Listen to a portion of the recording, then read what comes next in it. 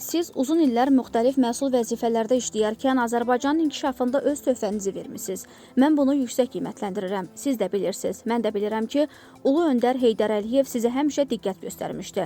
Ötən əsrin 70-ci illərində sizi gənc kadr kimi məsul vəzifələrə təyin etmişdi və sizə böyük etimad göstərmişdi. Siz də bu etimadı layiqincə doğrultmusunuz. Bu sözləri Prezident İlham Əliyev baş nazirin birinci müavini Yaqub Eyyubova İstiqlal ordenini təqdim edərkən söyləyib. Məhz buna görə müstəqillik dövründə Ulu Öndər xalqın tələbi ilə 1993-cü ildə hakimiyyətə gələndən sonra sizi bir neçə məsul vəzifəyə təyin edərək bir daha sizə etimad göstərmişdi.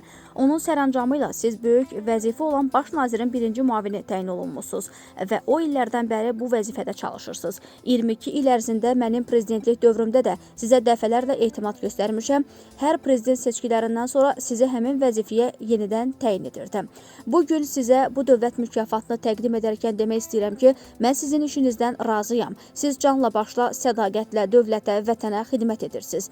Öz işinizdə həmişə tələbkarsınız və mənim göstərişlərimi layiqincə yerinə yetirirsiniz. Sizin böyük xidmətlərinizi nəzərə alaraq mən sizi Azərbaycan dövlətinin yüksək mükafatı olan İstiqlal ordeni ilə təltif etmişəm və icazə verin, bu yüksək ordeni sizə təqdim edim deyə dövlət başçısı əlavə edib.